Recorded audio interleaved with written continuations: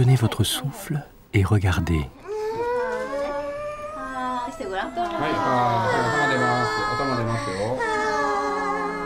Cet instant de la naissance, nous l'avons tous vécu.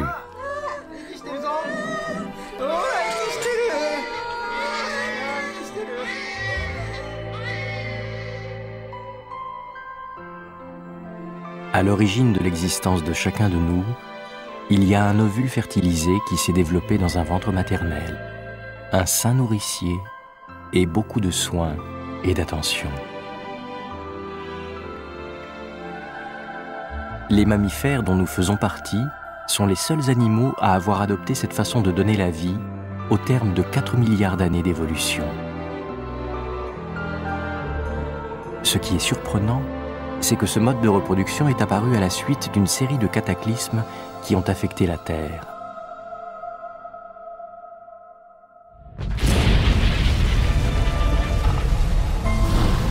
Il y a 250 millions d'années s'est produite la plus grande éruption volcanique que la Terre ait connue.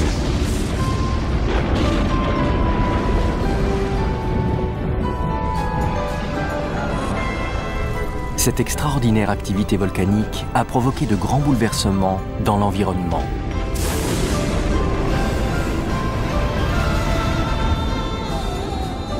Des découvertes récentes ont montré que cette catastrophe a entraîné la disparition de 95% de la vie présente sur la planète.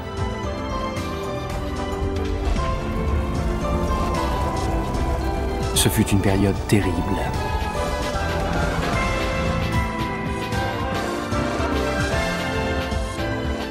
Mais lorsqu'ils eurent surmonté l'épreuve, nos ancêtres avaient acquis les caractéristiques uniques des mammifères. Cette période a vu la plus grande extermination d'espèces vivantes de toute l'histoire de la Terre. Mais elle a été suivie de la spectaculaire apparition des mammifères sur ces continents que dominaient les dinosaures.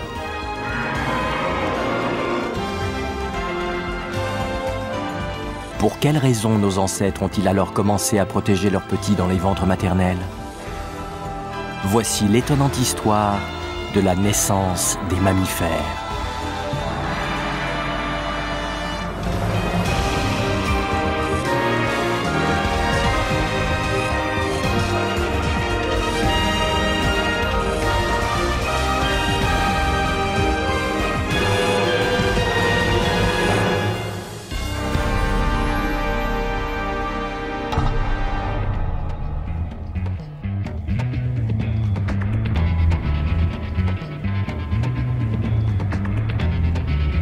La plus importante extinction massive d'espèces vivantes de l'histoire de la Terre s'est produite il y a 250 millions d'années, soit 185 millions d'années avant celle des dinosaures que nous connaissons mieux.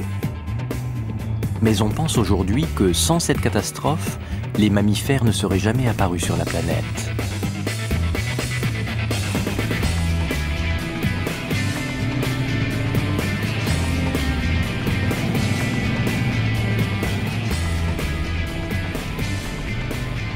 Le docteur Roger Smith du Muséum d'Afrique du Sud travaille depuis une vingtaine d'années à l'étude des fossiles de la région de Great Karoo.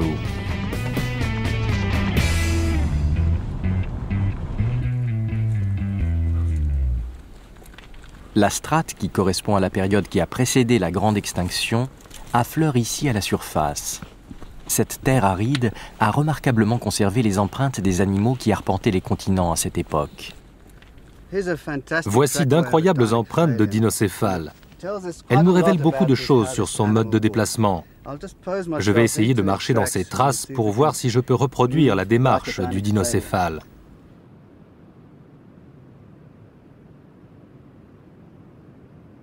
Cet animal devait mesurer 3 mètres de long, mais ce n'était pas un dinosaure. Des dizaines de millions d'années allaient encore s'écouler avant qu'il n'apparaisse. Alors quel genre d'animal avait bien pu laisser ses empreintes? On pense que des animaux très semblables aux mammifères d'aujourd'hui vivaient ici juste avant l'épisode d'extinction massive. Ce fossile est celui d'un herbivore appelé Diictodon. Il mesurait environ 50 cm et vivait dans un terrier, un peu comme un blaireau.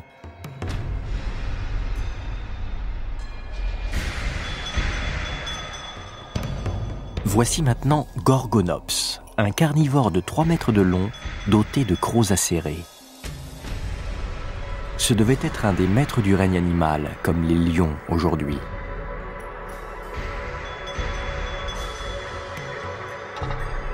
On pense que ces animaux se reproduisaient en pondant des œufs, comme les reptiles. Mais comme leur squelette et leur dentition présentent de nombreux points communs avec ceux des mammifères, on les a appelés reptiles mammaliens.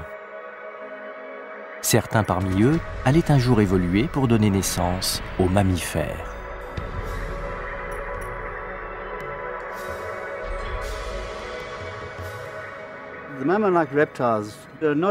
Ces reptiles mammaliens sont moins connus que les dinosaures.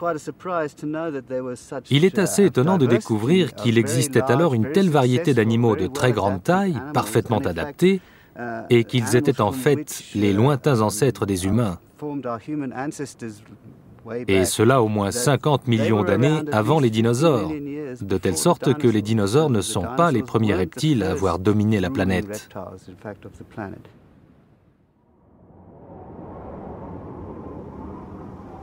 Voici, selon le Dr Smith, à quoi devait ressembler le paysage terrestre juste avant la grande extinction. 100 millions d'années après la conquête des continents par des animaux qui étaient apparus au cœur des océans, de riches écosystèmes s'étaient développés dans différents endroits de la planète. Grâce à la vigoureuse activité photosynthétique des végétaux qui composaient ces vastes forêts, l'oxygène était présent en quantité dans l'atmosphère.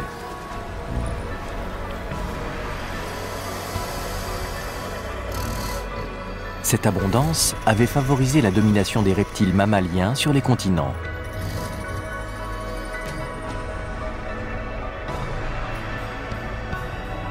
Parmi eux se trouvait le cynodon, un animal qui ressemblait à une fouine. En fait, c'est sans doute lui notre ancêtre. Long d'une cinquantaine de centimètres, il se nourrissait principalement de poissons de rivière.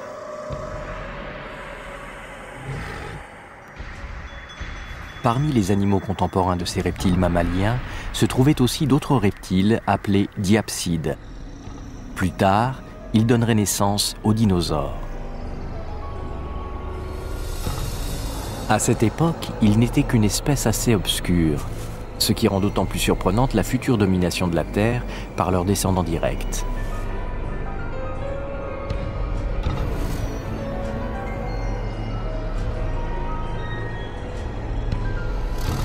Juste avant la grande extinction, l'écosystème que dominaient les reptiles mammaliens était particulièrement florissant. Mais il y a 250 millions d'années, il a été brutalement anéanti.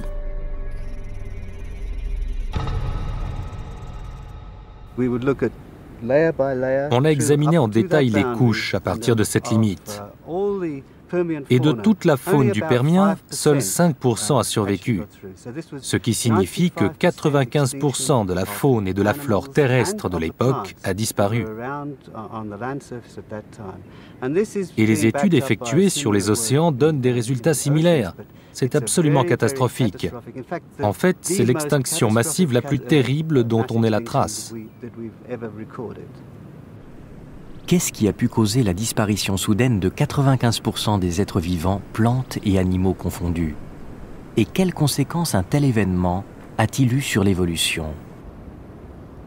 Le sol de Great Karoo porte le témoignage de ce qui s'est passé à ce moment-là.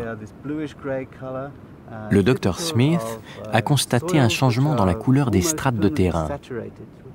Celles qui datent d'avant la catastrophe sont d'une teinte gris-bleu. Juste après, elles deviennent brun-rouge.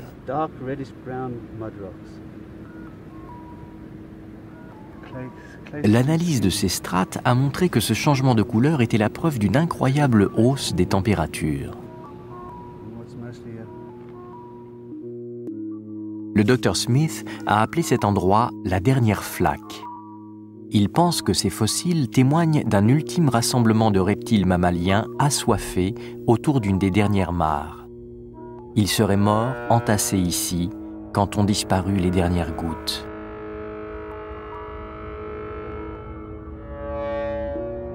Il y a 250 millions d'années, la vie s'est donc trouvée projetée dans un environnement extrêmement chaud.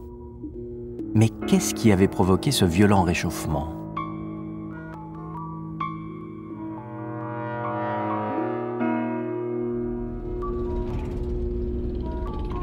L'Afrique du Sud n'est pas le seul endroit où on trouve les traces de cette extinction massive.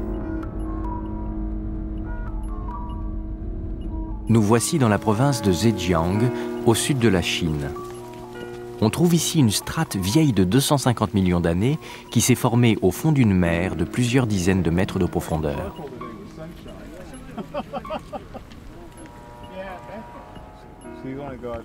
Le docteur Yugan Jin de l'Académie chinoise des sciences et le docteur Douglas Irwin du Muséum d'histoire naturelle du Smithsonian Institute travaillent ensemble sur le terrain. Ces deux chercheurs ont établi qu'exactement au moment où la vie végétale et animale disparaissait sur les continents, 95% de la vie marine s'éteignait également.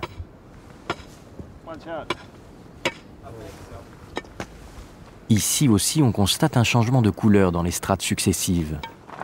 Cette fois, elle passe de blanchâtre à presque noir. Et c'est précisément à ce moment qu'a eu lieu la grande extinction.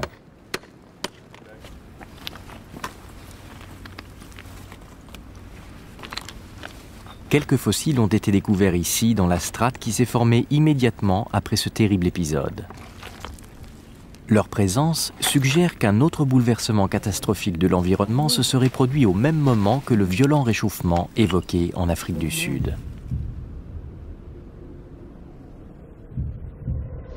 Ces fossiles sont ceux de Claraya, une espèce de bivalve.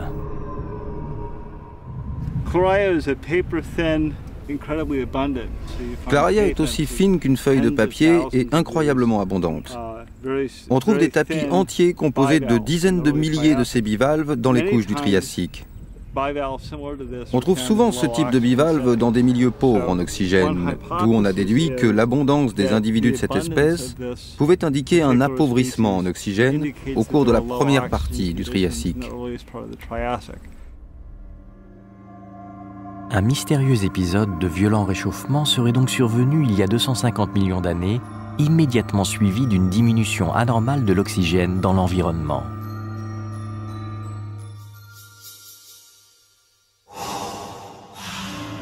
Seule une catastrophe exceptionnelle avait pu causer un tel désastre.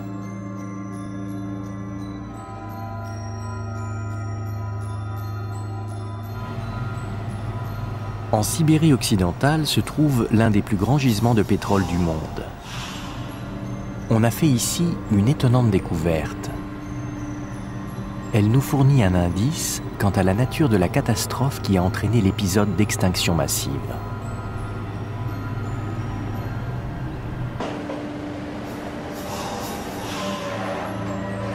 Tout a commencé lors d'une campagne de prospection géologique d'une compagnie pétrolière. À 3000 mètres de la surface, les sondages ont rencontré un socle rocheux particulièrement dense, juste en dessous de la nappe pétrolifère. Ce socle s'étendait en fait sous l'ensemble de la Sibérie occidentale, soit sur une superficie 3,5 fois supérieure à celle de la France.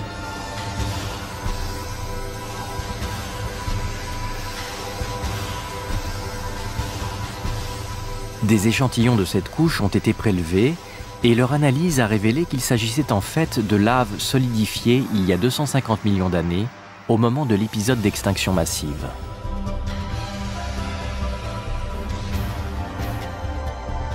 Mais il y avait une autre surprise.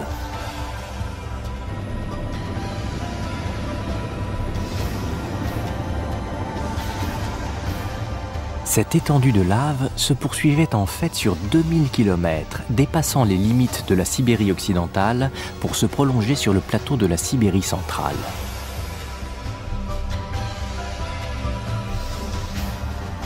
Les roches qui composent cette chaîne montagneuse sont des laves éjectées du manteau il y a 250 millions d'années. L'épaisseur de cette couche de lave est de 4 km. Les lignes que l'on peut voir sur ces pentes ont été formées par une succession de couches de lave en fusion, s'écoulant sur des laves déjà refroidies. C'est une gigantesque éruption volcanique qui a laissé ses traces sur le plateau sibérien. Leur étendue suggère que le volume de lave expulsé à cette occasion a été phénoménal, 10 000 fois la quantité qu'un volcan rejette en général sur 10 000 ans. Jamais, de toute son histoire, la Terre n'avait connu pareille éruption.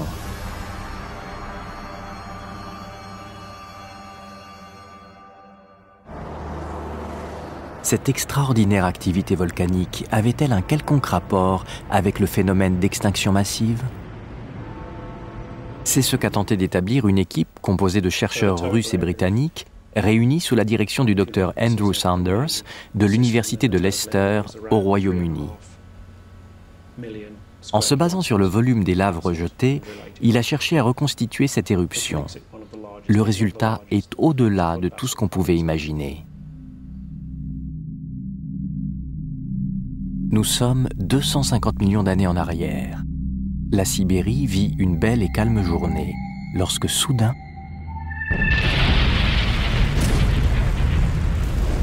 l'explosion projette des laves jusqu'à 2 ou 3 000 mètres d'altitude, 10 fois plus haut que lors des plus grandes éruptions observées à l'époque moderne. La matière en fusion qui s'échappe de fissures de plus de 50 km de long engendre de gigantesques barrières de feu.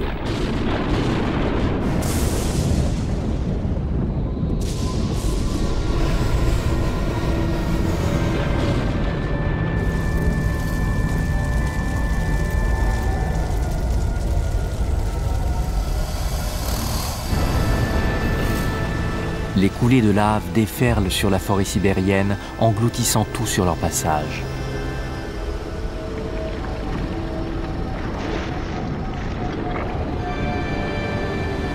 La Terre n'avait jamais connu une telle série d'éruptions.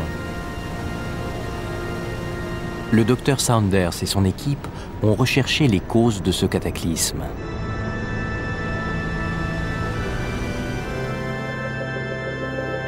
Leur attention a été attirée par une série de gigantesques failles présentes dans le sous-sol de la Sibérie occidentale.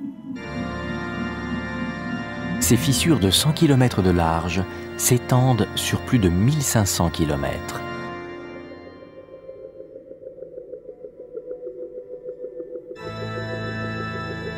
Elles sont à leurs yeux la preuve indiscutable qu'un cataclysme d'ampleur planétaire est à l'origine de l'éruption sibérienne.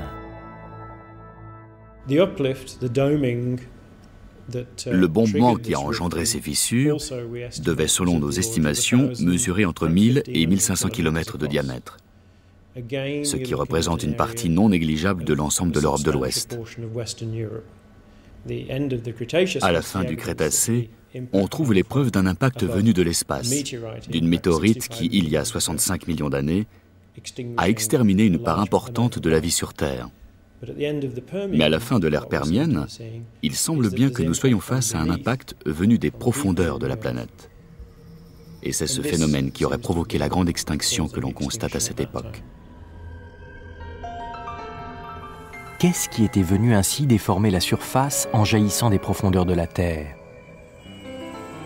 Les dernières recherches effectuées sur le manteau terrestre nous apportent peut-être la réponse.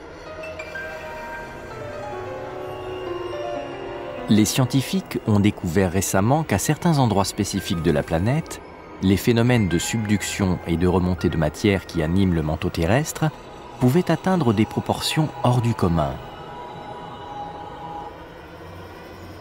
Dans les failles de grande profondeur qui sont au large du Japon, de tels mouvements ont été constatés. Un immense bouclier rocheux qui avait constitué une partie du plancher océanique s'est ainsi enfoncé par une de ces failles et a progressivement plongé vers les régions proches du noyau à 2900 km de la surface.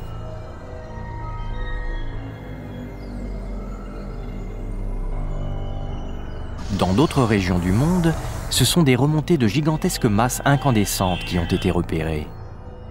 À proximité du noyau, une partie du manteau entre en fusion et cette matière plus chaude remonte vers la surface, provoquant un bombement de la croûte.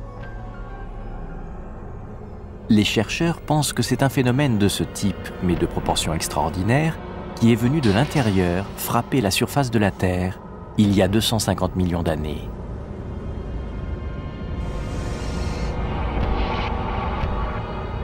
On savait depuis longtemps que les continents dérivaient à la surface de la planète. Mais nous découvrons peu à peu que les bombements engendrés par les remontées du manteau peuvent brusquement prendre des proportions colossales lorsque ces continents présentent une configuration particulière.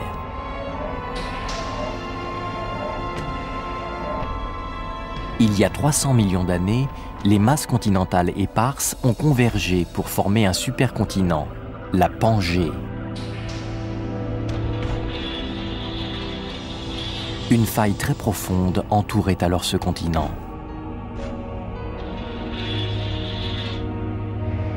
Les plaques qui constituaient le plancher océanique se sont peu à peu enfoncées dans cette faille sous la masse continentale, jusque dans les profondeurs du manteau. Mais à un moment, une quantité gigantesque de la matière de ces plaques a brutalement plongé vers le noyau à 2900 km de profondeur. En retour, une incroyable remontée de matière du noyau vers la surface s'est produite. Ces phénomènes sont appelés superpanaches. Un superpanache est une colonne de roche en fusion d'un diamètre de près de 1000 km. Voilà ce qui avait causé le bombement qu'évoquait le Dr Sanders.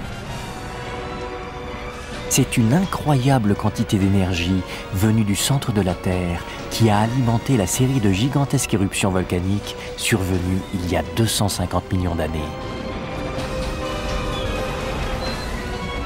Mais on sait aujourd'hui que ces éruptions n'ont été que le déclencheur des événements catastrophiques qui ont entraîné la disparition de 95% de la vie sur Terre.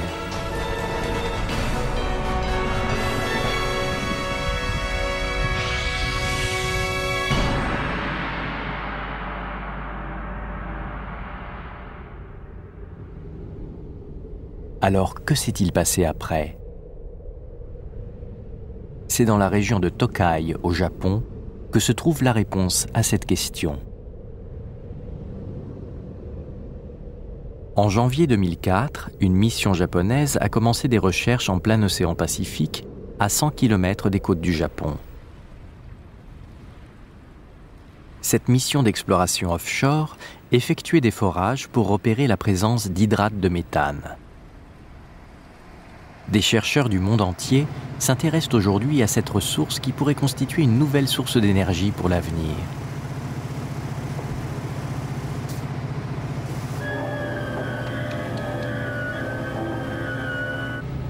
L'hydrate de méthane est enfoui sous forme congelée 1000 à 2000 mètres sous le fond des océans, à proximité des plateformes continentales.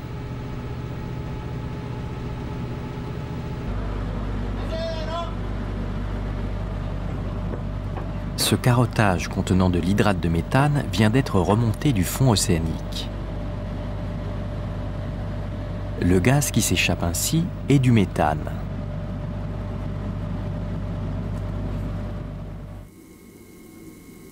L'hydrate de méthane se forme par une combinaison unique de méthane et d'eau. Au fond des océans, la température reste basse et le mélange est stable. Mais dès que la température s'élève, ils fond instantanément et libèrent un volume de méthane gazeux 160 fois supérieur à celui du composé d'origine.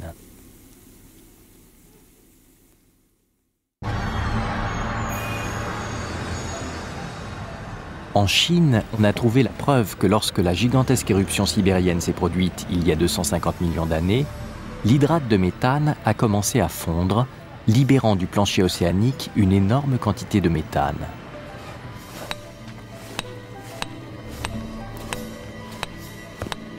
Cette couche de terrain s'est formée au moment de l'épisode d'extinction massive. L'analyse de sa composition chimique a révélé qu'à ce moment précis, un élément appelé carbone 12 avait connu une violente augmentation. Cette augmentation démontre qu'une quantité phénoménale d'hydrate de méthane avait alors commencé à fondre, car l'hydrate de méthane contient une forte proportion de carbone 12.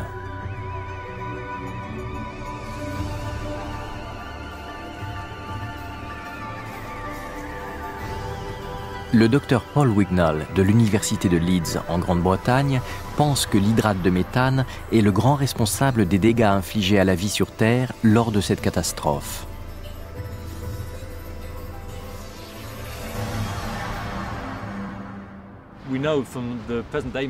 Nous savons, grâce aux hydrates de méthane découverts sous les sédiments océaniques, qu'il suffit d'une hausse de quelques degrés de la température de l'eau pour déclencher la fonte. La glace libère alors le méthane qui s'échappe vers la surface et on a une gigantesque fuite d'un puissant gaz à effet de serre. L'énorme éruption volcanique déclenchée par un superpanache en Sibérie avait introduit dans l'atmosphère une quantité phénoménale de dioxyde de carbone, peut-être 40 trillions de tonnes. L'effet de serre, induit par ce dioxyde de carbone, a progressivement réchauffé la planète, entraînant une terrible réaction en chaîne.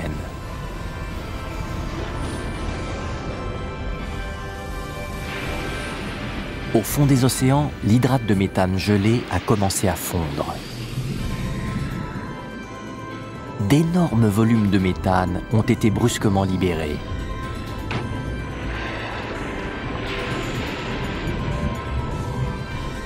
L'effet de serre du méthane est 20 fois plus puissant que celui du dioxyde de carbone. Les quantités relâchées ont donc considérablement accéléré le réchauffement global. La température des océans s'est encore élevée de quelques degrés, relançant la fonte de l'hydrate de méthane enfoui.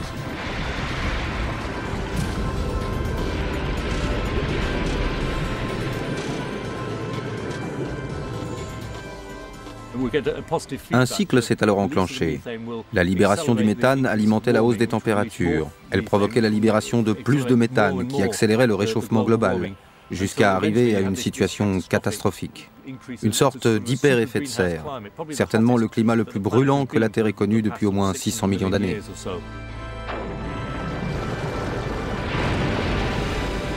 Cette réaction en chaîne se poursuivait et s'intensifiait inéluctablement. La température de la Terre s'éleva brutalement de 7 ou 8 degrés autour de l'équateur et de 25 degrés dans les régions polaires. L'ensemble de la planète était devenu une véritable fournaise.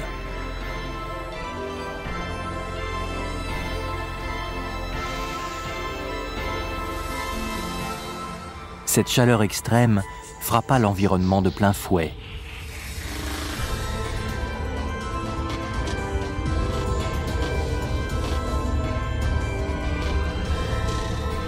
Le luxuriant écosystème qui s'était pour la première fois développé sur Terre fut irrémédiablement anéanti.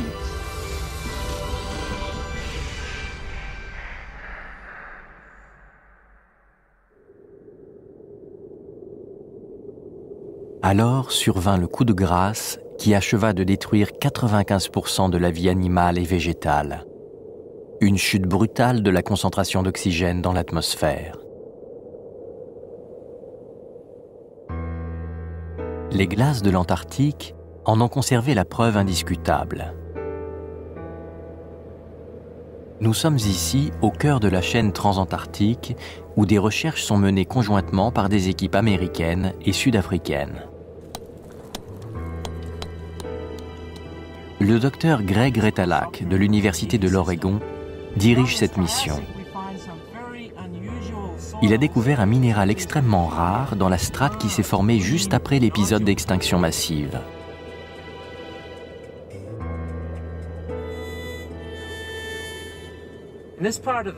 La séquence qui est exposée ici correspond au tout début du Triassique et on y trouve des sols très étranges.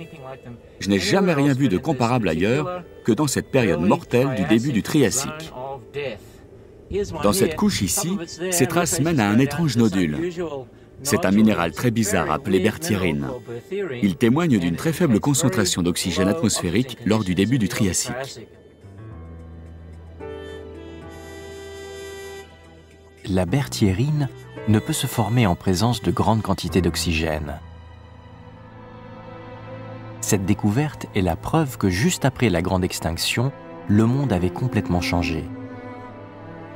Il était désormais si pauvre en oxygène que les animaux pouvaient à peine y respirer. Le docteur Bob Berner de l'Université de Yale aux États-Unis a mis sur pied un modèle informatique qui permet de déduire des différentes données géologiques les variations des concentrations d'oxygène dans l'atmosphère.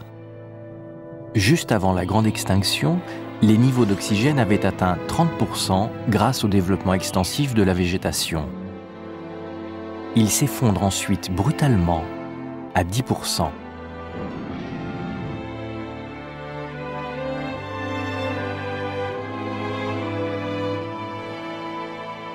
La majorité des végétaux avaient été éliminés par la violence du réchauffement. Et le méthane, échappé des fonds océaniques, entrait en réaction avec l'oxygène, réduisant considérablement les concentrations d'oxygène atmosphériques. Nos ancêtres, les cynodons, ont bien failli disparaître, victimes de ces températures extrêmes et de la raréfaction de l'oxygène. On pense que leur survie fut un véritable miracle. Mais ils durent affronter des conditions particulièrement hostiles pendant une très longue période.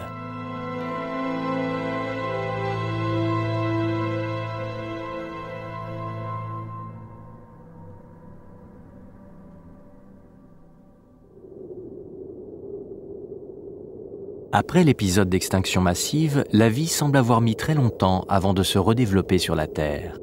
On retrouve très peu de fossiles dans les strates de cette période. Cette catastrophe a en tout cas eu des répercussions spectaculaires sur la suite de l'évolution de la vie. Projetons-nous 100 millions d'années plus tard, c'est-à-dire à moins 150 millions d'années par rapport à aujourd'hui.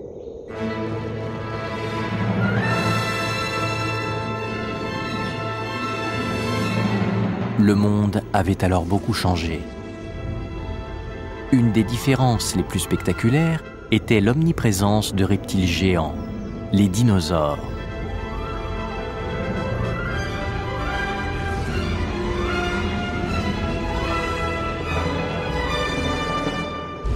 Celui-ci est un herbivore nommé apatosaure. Il mesurait 30 mètres de long.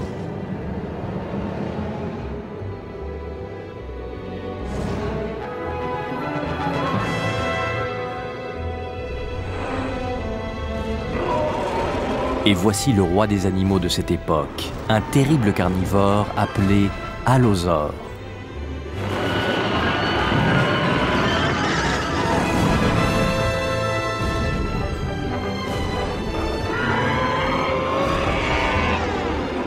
Les dinosaures semblent avoir été bien plus actifs que tous les autres animaux.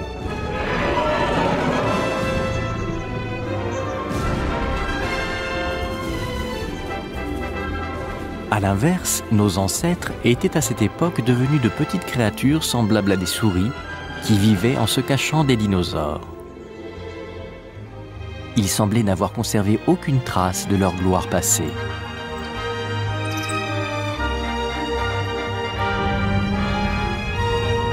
Comment les reptiles les avaient-ils supplantés à la tête du règne animal? C'est une des grandes énigmes que posait l'évolution de la vie après l'épisode d'extinction massive.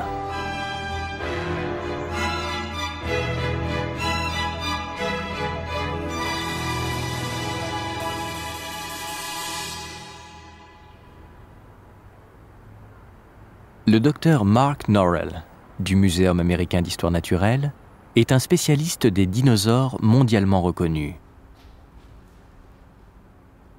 Il s'est intéressé aux caractéristiques particulières de certains dinosaures. Ceux-ci semblaient en effet disposer d'organes spéciaux semblables à ceux qu'on trouve aujourd'hui chez les oiseaux. Ceci est une vertèbre cervicale d'un condor des Andes, et sa structure est extrêmement complexe. En gros, l'avant de la vertèbre est ici. Voilà ce qu'on appelle l'épine dorsale, et c'est par ce trou que passe normalement la corde neurale. Mais si on regarde en détail, on remarque que l'ensemble de la vertèbre est perforé comme une éponge de petites poches et de petits trous. C'est ici que les sacs aériens s'intégraient à l'os. Comparons maintenant avec ce fossile d'allosaure. On retrouve exactement la même chose. On a une épine dorsale haute sur le dessus, on a cette cavité ici, comblée par la roche, par laquelle passait la corde neurale. Et on a certaines de ces petites cavités pneumatiques que l'on trouve ici dans les mêmes configurations que chez le condor des Andes. Quel est donc ce système de sac aérien dont semblent avoir été équipés les dinosaures? Aujourd'hui, on ne le retrouve que chez les oiseaux, dont on pense qu'ils sont probablement les descendants des dinosaures.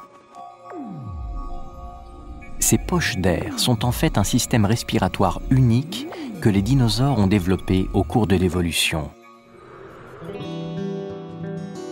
Dans un système respiratoire classique, les poumons sont alternativement remplis d'oxygène, puis de dioxyde de carbone, pour la simple raison que le même chemin est utilisé pour inspirer et expirer.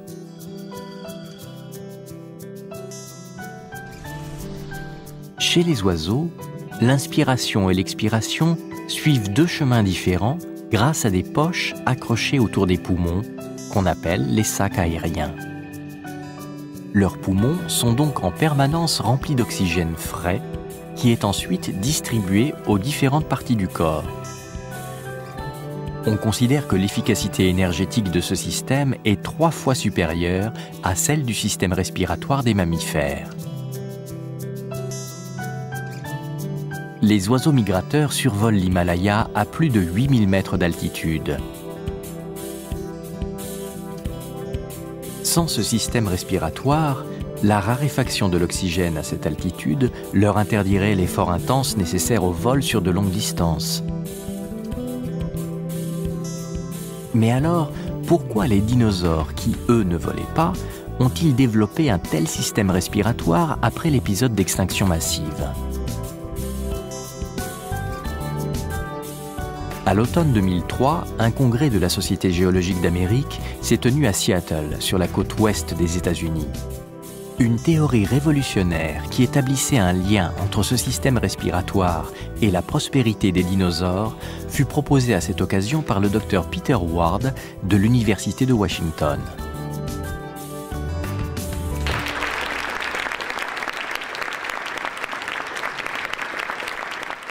Last and hopefully not least, I'd like to talk a bit about the end of the world or the end of several worlds. Le Dr Ward est une sommité mondiale de la recherche sur les épisodes d'extinction massive et l'auteur de nombreux livres et articles sur l'évolution de la vie.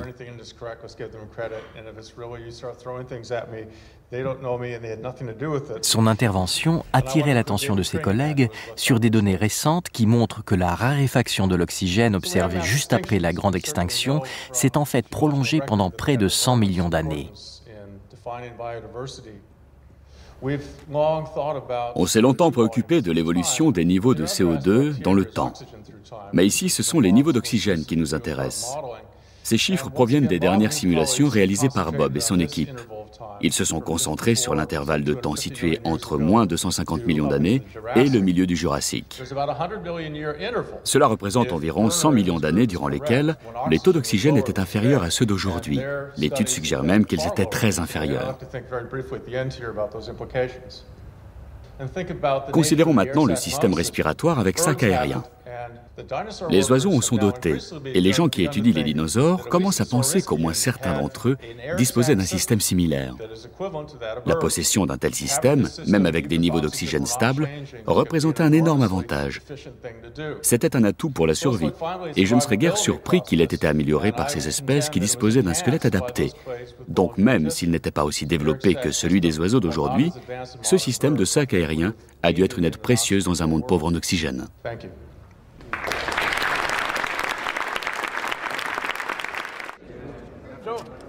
La présentation du Dr Ward fut saluée par les scientifiques comme la première théorie proposant une solution à une des plus grandes énigmes de l'histoire de la vie. Comment les dinosaures ont-ils pu un jour dominer le monde ? Je me souviens d'un spécialiste qui se grattait la tête en public et écrivait « Je n'y comprends rien. Ces reptiles mammaliens ont de bien meilleures dentitions et pourtant ce sont ces dinosaures dotés de dents vraiment primitives qui ont survécu et prospéré. Ceux-ci devraient être les vainqueurs et ceux-là les perdants. Or, c'est justement le contraire. Les choses semblent peut-être moins paradoxales si on considère la faculté de respirer plutôt que celle de s'alimenter. » comment nos ancêtres, qui, il y a 250 millions d'années, avaient échappé de justesse à l'extinction, ont-ils réussi à survivre si longtemps dans un monde où l'oxygène était si rare?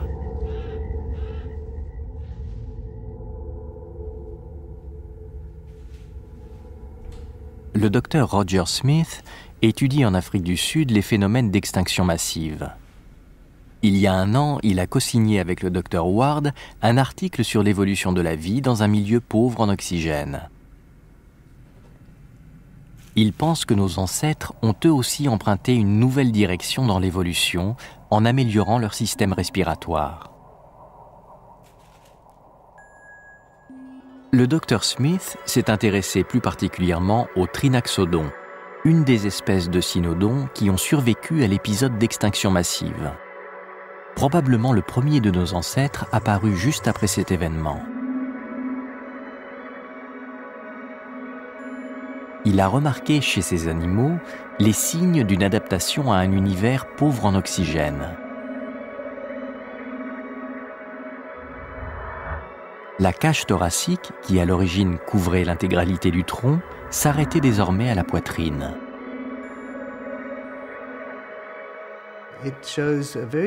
On constate un changement important de la morphologie des côtes à partir du milieu du tronc, c'est-à-dire à peu près ici.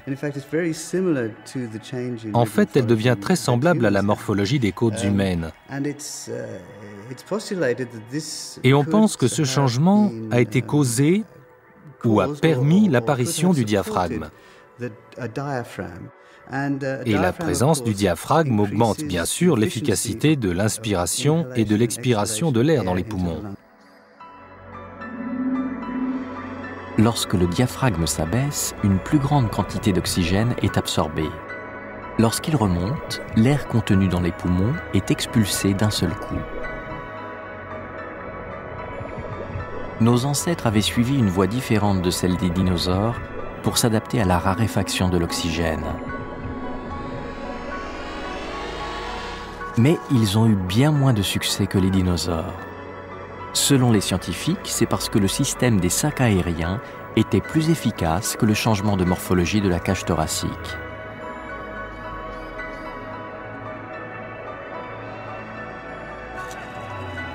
Pourtant, une des conséquences de ce choix devait plus tard s'avérer fort utile.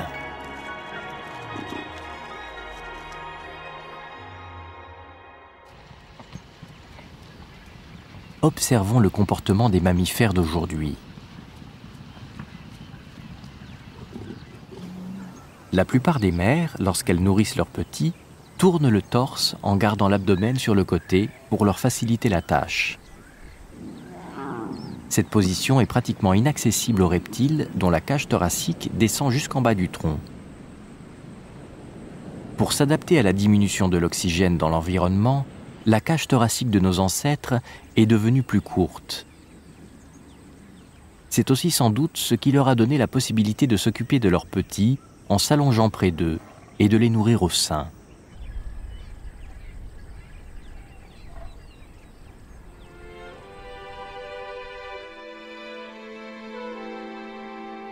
Ce fossile d'une mère et son petit allongés l'un contre l'autre a été découvert en Afrique du Sud.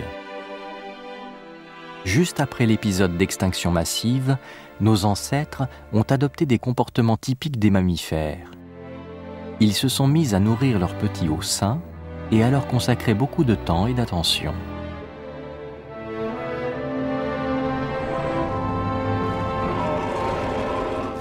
Plus tard, pendant l'âge d'or des dinosaures, ils ont franchi une autre étape dans l'évolution. On pense que la raréfaction de l'oxygène, qui dura pendant plus de 100 millions d'années, les a poussés à devenir des mammifères. Du stade d'ovipare, c'est-à-dire d'animaux qui pondent des œufs, ils sont passés à celui de vivipares, ceux dont les petits se développent dans le ventre maternel grâce au placenta.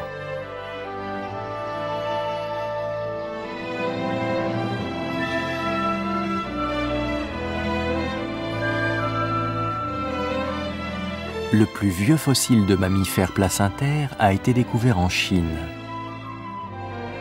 On l'a appelé Eomaia, ancienne mère en grec.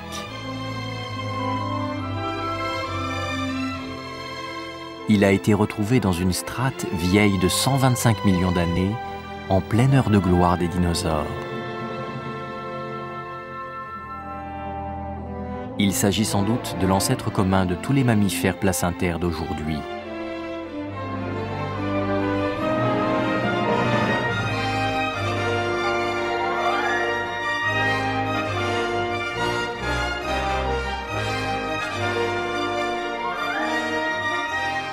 Le docteur Ji Qiang, qui l'a découvert, pense que dans cet environnement hostile, pauvre en oxygène et sous la pression constante des dinosaures, les mammifères ont sans doute développé cette stratégie efficace pour protéger leurs petits et assurer la survie de l'espèce.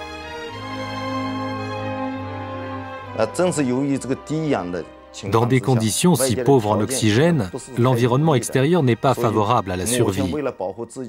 C'est pourquoi les mammifères ont modifié leur système de reproduction, afin que les mères puissent protéger leurs petits et leur donner une chance de survivre. Dans le système vivipare, les nutriments et l'oxygène sont directement fournis à l'enfant par la mère, ce qui constitue un grand avantage par rapport aux ovipares mammaliens. Je pense donc qu'il existe un lien étroit entre cette évolution et la raréfaction de l'oxygène.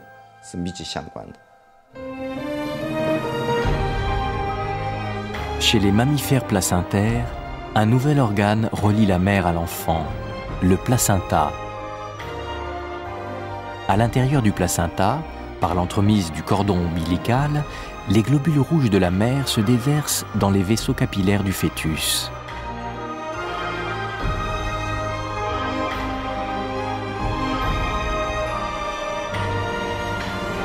Ces cellules chargées d'oxygène sont ainsi transmises en douceur de la mère à l'enfant.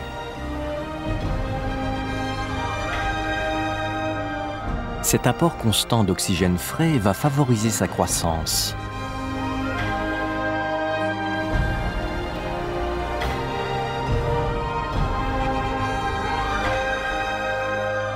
Une relation mère-enfant radicalement nouvelle venait d'apparaître en réponse à la raréfaction de l'oxygène.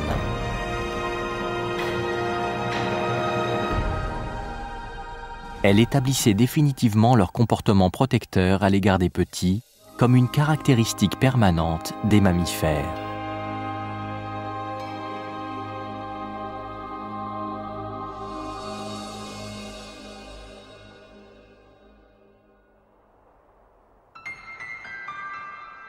« 160 millions d'années après le début de l'ère des dinosaures, une nouvelle catastrophe frappa la planète. Une météorite d'une dizaine de kilomètres de diamètre entra en collision avec la Terre, provoquant un nouvel épisode d'extinction massive.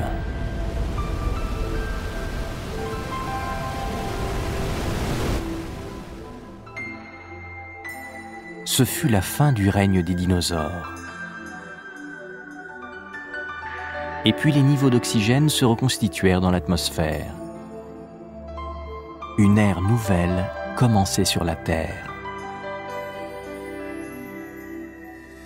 Deux épisodes catastrophiques d'extinction massive ont marqué l'histoire de la Terre, il y a 250 millions d'années et il y a 65 millions d'années. De nombreux scientifiques pensent aujourd'hui que sans ces deux événements, l'extraordinaire diversité qui fait la richesse de notre écosystème n'aurait jamais vu le jour.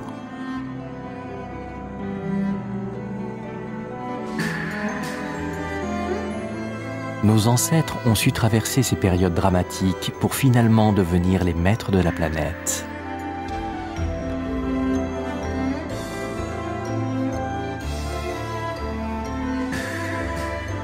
Les oiseaux ont hérité du système respiratoire des dinosaures et l'ont adapté au vol, découvrant ainsi une nouvelle liberté.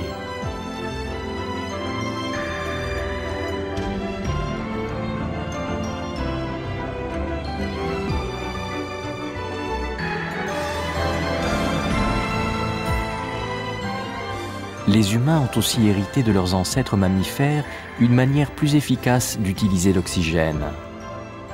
Elle leur a permis un nouveau bond en avant dans l'évolution, l'acquisition d'un cerveau volumineux.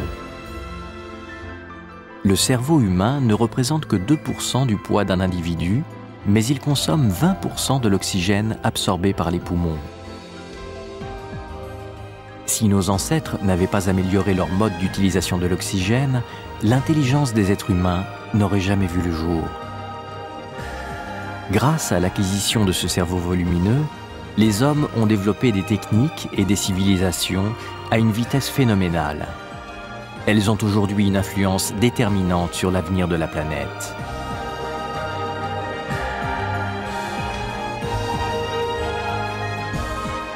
La Terre abrite à notre époque une incroyable diversité de formes de vie dont font partie les humains. N'oublions jamais que ce monde, nous le devons à la miraculeuse survie de ses ancêtres qui ont affronté des catastrophes aussi terribles que ces épisodes d'extinction massive.